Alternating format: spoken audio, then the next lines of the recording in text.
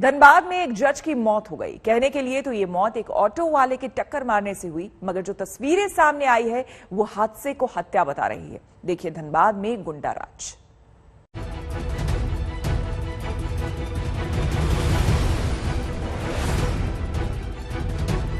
हत्या या हादसा,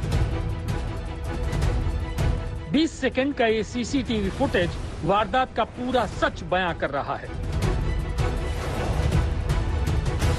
सुबह करीब 5 बजे का वक्त, जज कॉलोनी के बाहर जॉगिंग करते धनबाद के जज उत्तम आनंद।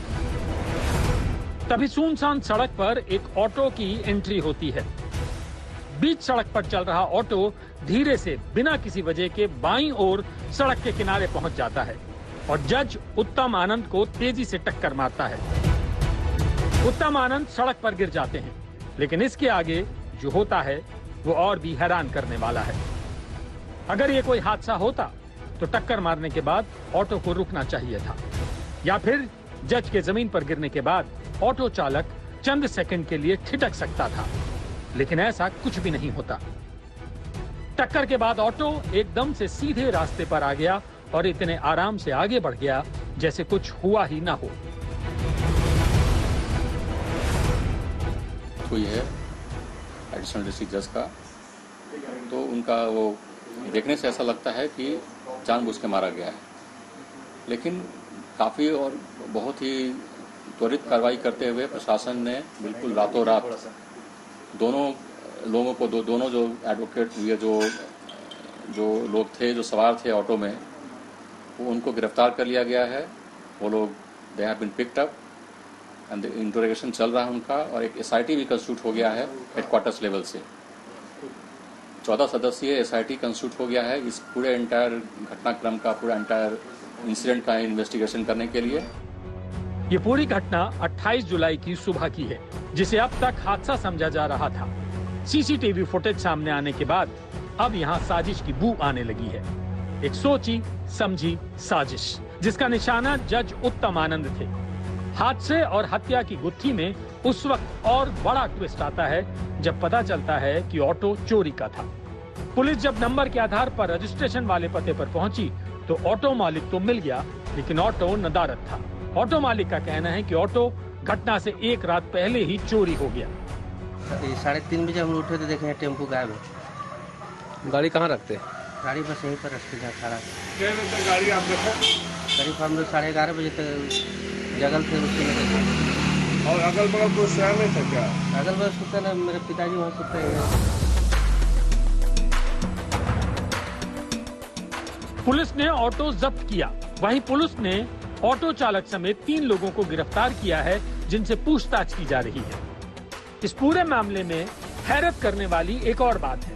चोरी का ऑटो धनबाद में एक जज को टक्कर मारकर गायब हो जाता है और बरामद होता है करीब 70 किलोमीटर दूर गिरडीह में।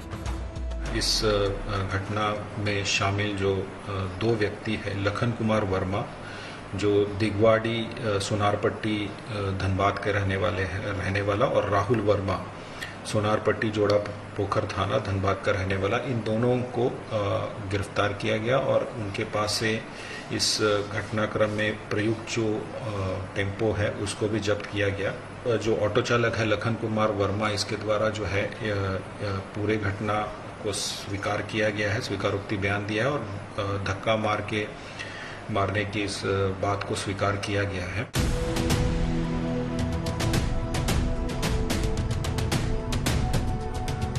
ऑटो बरामद होने के बाद फोरेंसिक टीम ऑटो की जांच करने धनबाद थाना पहुंची, जहां ऑटो में फिंगरप्रिंट सहित अन्य चीजों की बारीकी से जांच की जा रही है। बरामद ऑटो की नंबर प्लेट घिसी हुई पाई गई। ऐसे में शक जताया जा रहा है कि अपराधियों ने ऑटो से नंबर मिटाकर घटना को अंजाम देने की साजिश रची थी। परिवार का आरोप है कि जज उत्तम आनंद की हत्या की गई। इसे लेकर उत्तम आनंद की पत्नी ने एफआईआर दर्ज कराई है। वहीं परिवार अब न्याय की मांग कर रहा है। वीडियो को तो देख करके लग रहा है कि इंटेंशनली कोई मारा है, ये एक्सीडेंट का केस नहीं लगता है। और इसके लिए हम लोग एप्लीकेशन दे रहे हैं, एफआईआर कर रहे हैं। सुनियोजित तरीके से मारा गया, क्योंकि कोई कि ऑटो से धक्का लगा, आदमी छटपटा गया, लेकिन देखिए उनको गिरने के बाद स्किल पड़ गया। इसलिए ये कोई दुर्घटना नहीं है, ये जानबूझ करके सोची समझी साजिश के तहत हत्या की गई है। जैसे जैसे सबूतों की परतें खुल रही हैं, हत्या का शक गहराता जा रहा है। सवाल खड़े हो रहे हैं कि आखिर ये साजिश किसने की? क्या जज की मौत का उनके किसी केस से संबंध था जिसकी सुनवाई वो कर रहे थे? किसने हत्या को हादसे में तब्दील करने की कोशिश की? क्या धनबाद में अपराधियों के हौसले इतने बुलंद हो गए हैं कि अब वो जज तक पहुंच चुके हैं? सीसीटीवी फुटेज ये सजेस्ट करता है कि ऐसा प्रतीत हो रहा है कि जानबूझकर टक्कर मारी गई। वहीं परिजन भी सीबीआई जांच की मांग कर रहे हैं। कोर्ट भी अब इस मामले में गंभीर है। कैमरामैन राकेश तिवारी और धनबाद से सिथिन मोदक के साथ सत्यजीत कुमार, रांची आज तक।